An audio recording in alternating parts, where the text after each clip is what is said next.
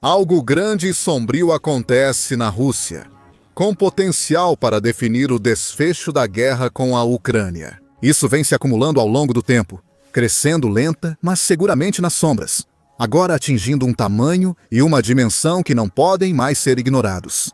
Nem mesmo o presidente russo, Vladimir Putin, com toda sua arrogância, mentiras e propaganda, consegue impedir isso. E isso gira em torno daquilo que ele mais valoriza: dinheiro. Estamos falando, é claro, sobre o colapso econômico contínuo e cada vez mais dramático da Rússia. E isso é algo que vem sendo discutido desde o início da guerra. Logo após a invasão, países de todo o mundo ocidental começaram a fazer planos para impor grandes sanções financeiras à Rússia. Sanções já estavam em vigor desde a anexação da Crimeia pela Rússia em 2014. Desde 2022, essas penalidades econômicas aumentaram muito. Diversos países aderiram à causa, congelando ativos russos e impondo restrições a bancos e empresas russas. Com o avanço da guerra, várias sanções foram impostas, e muitos países tentaram reduzir a dependência da energia russa e cortar laços com a economia do Kremlin. Especialistas e analistas financeiros previam que isso acabaria causando um colapso econômico na Rússia, dificultando a continuação da guerra com a Ucrânia. Não há dúvida de que as sanções tiveram impacto.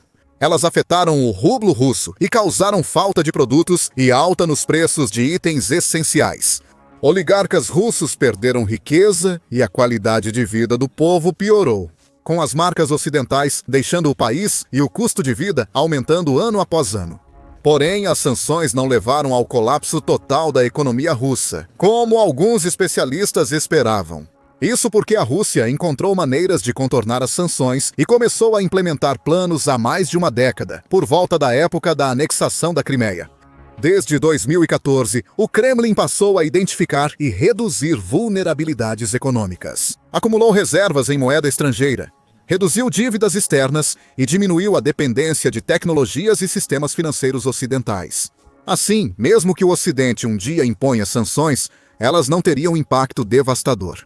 A Rússia também reduziu sua dependência de produtos importados ao tomar medidas para fortalecer algumas de suas principais indústrias domésticas, como a manufatura e a agricultura. E também começou a mudar suas relações comerciais, construindo laços com nações do leste e do sul, como a China e a Índia na Ásia, que desde então se tornaram os dois maiores compradores de combustíveis fósseis do Kremlin até hoje. Ela também usou vários outros métodos, como controles rigorosos de capital e aumento dos gastos do governo para estabilizar indústrias importantes.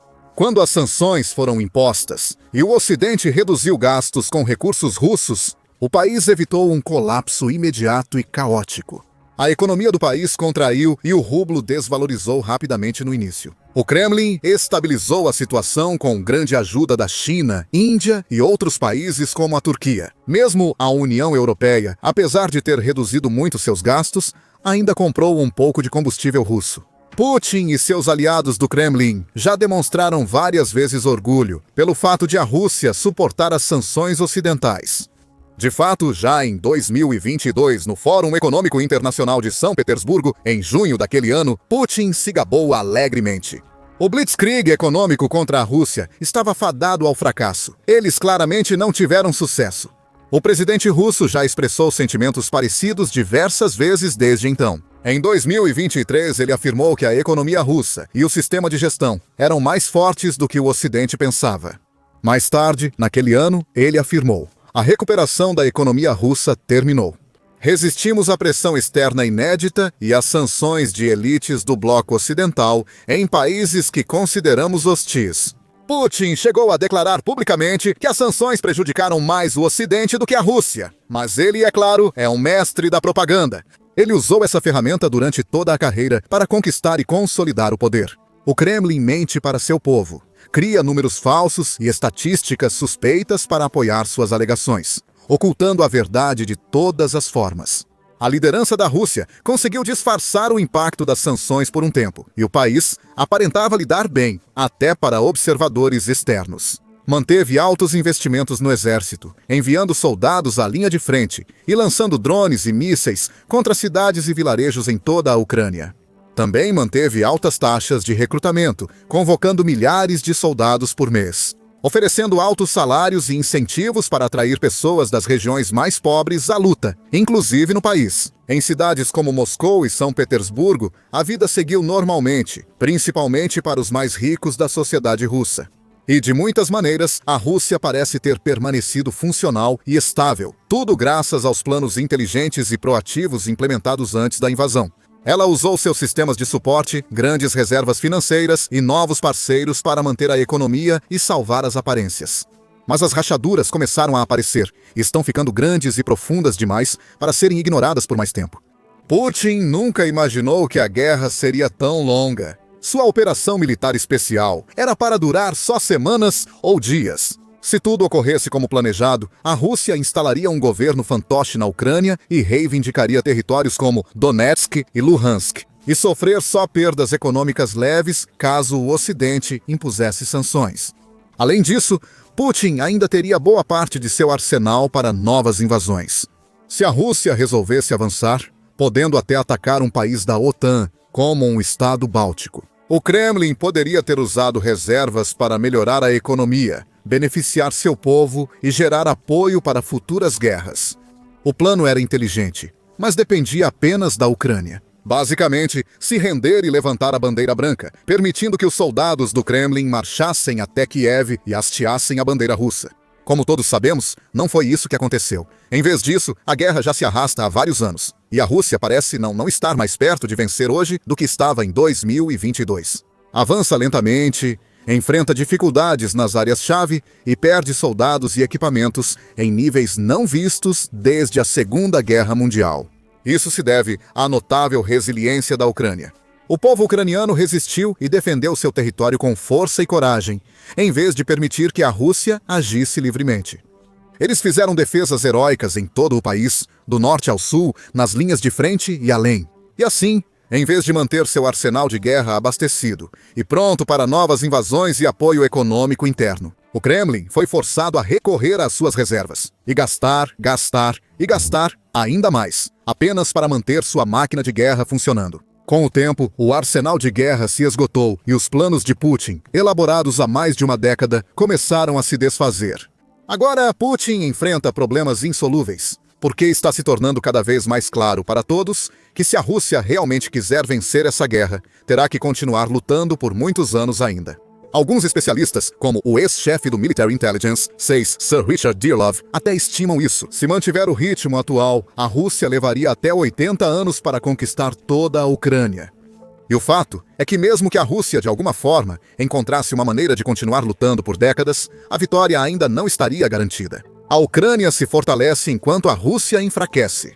Se a guerra seguir até 2030 ou mais, tudo pode acontecer e o fim é incerto. Mas isso é apenas uma fantasia, já que não há como a guerra durar tanto tempo por um motivo simples. A Rússia não pode arcar com isso. Há cada vez mais evidências disso, até mesmo na Rússia. Especialistas alertam que a economia desacelerou tanto que o país enfrenta grande desafio para cobrir custos de defesa, segurança e sociedade. Alexander Shokin, líder da União Russa de Industriais e Empresários, falou recentemente ao canal Rossiya 24. Me parece que, de fato, esse esfriamento ou pouso suave controlado não é muito suave e nem muito controlado. Shokin afirmou que, em 2025, autoridades russas achavam necessário ao menos 2% de crescimento anual para cobrir custos.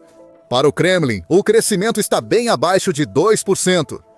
Shokin diz que a Rússia terá sorte se atingir metade desse valor quando os números de 2025 forem fechados. Analistas e pesquisa da Interfax prevêem que o crescimento econômico da Rússia será de apenas 1,1% em 2025. Em 2024, a Rússia registrou o crescimento do produto interno bruto de 4,3%.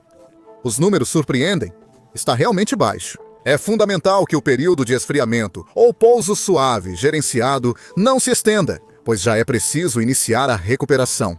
Ele continuou alertando que a Rússia precisará encontrar maneiras de acelerar o crescimento rapidamente, explicando: 2% de 25% representa o crescimento econômico ideal para uma economia estável. Isso realmente torna possível resolver uma ampla variedade de tarefas. Para piorar, Apesar da desaceleração no crescimento, a Rússia também está enfrentando taxas preocupantes de inflação, e os russos comuns estão sentindo os efeitos. Não só os custos de muitos bens essenciais quase dobraram desde o início da guerra, mas o poder de compra médio do russo caiu drasticamente, levando a menos gastos com bens de alto valor. As vendas de carros, por exemplo, devem cair 24% em 2025. O déficit orçamentário russo subiu para 19% até agosto de 2025 e pode chegar a 26% até o fim do ano. Para um país que foi completamente cortado do financiamento internacional e continua enfrentando o efeito devastador das principais sanções de muitas das maiores economias do mundo, esse tipo de déficit é um problema sério. Há também desafios para a indústria de petróleo e gás da Rússia. A arrecadação de impostos deles cai cerca de 20% ao ano, inclusive em 2025. A Ucrânia tomou a situação em suas próprias mãos, lançando ataques regulares e recorrentes com drones e mísseis contra partes essenciais da infraestrutura petrolífera russa. Oleodutos, refinarias e depósitos foram todos paralisados, com incontáveis toneladas de petróleo indo pelos ares e incêndios enormes se espalhando por todo o país. Assim, a Rússia enfrenta uma grave crise de combustível inédita. Postos de gasolina estão fechando, os estoques de combustível estão acabando, os preços estão disparando e uma enorme parte da capacidade de refino da Rússia foi drasticamente reduzida. Enquanto a guerra durar, esses ataques seguirão, porque a Ucrânia vê sua eficácia e impacto.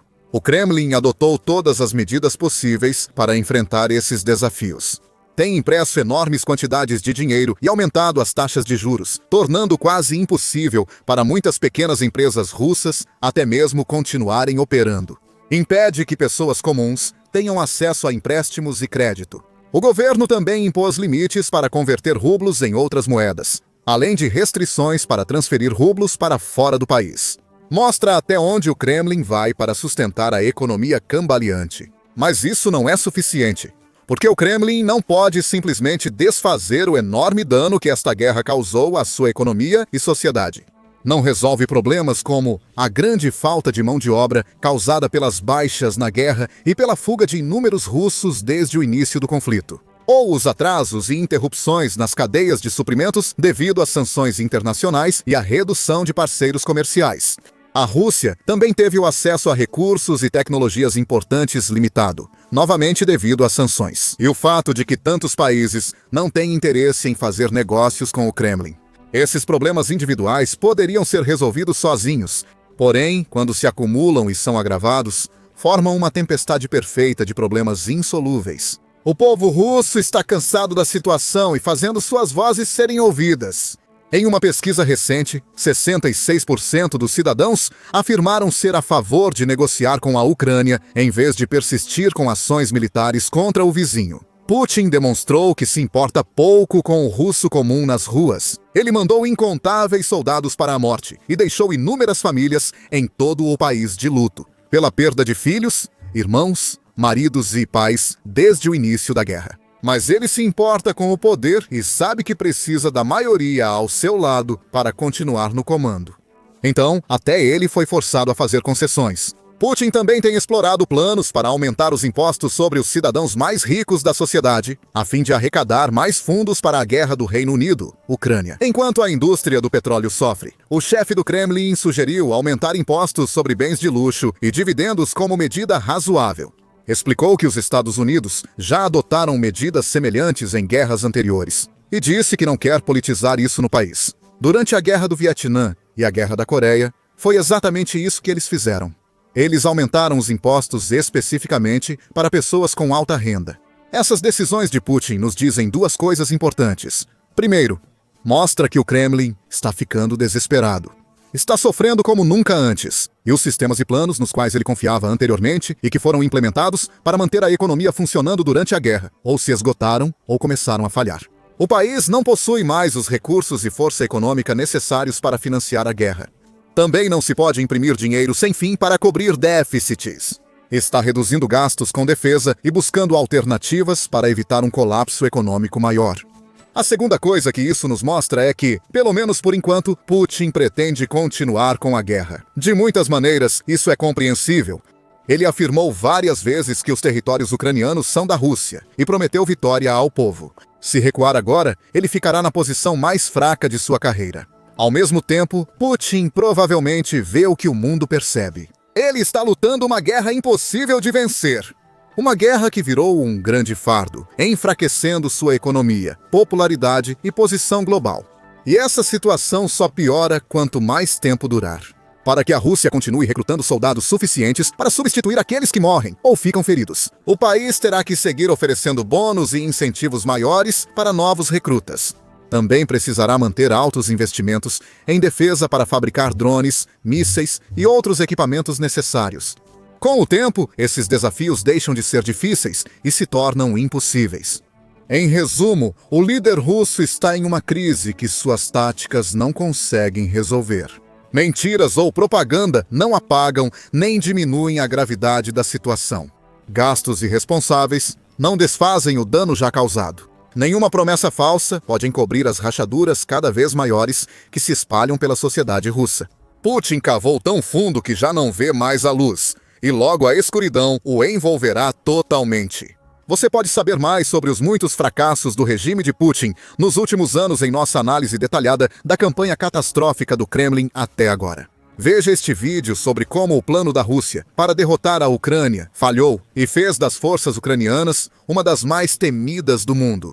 Não se esqueça de se inscrever no nosso canal também. Assim você pode ficar informado e atualizado sobre todas as notícias de última hora e os desdobramentos da linha de frente do conflito entre Rússia e Ucrânia, à medida que ele continua.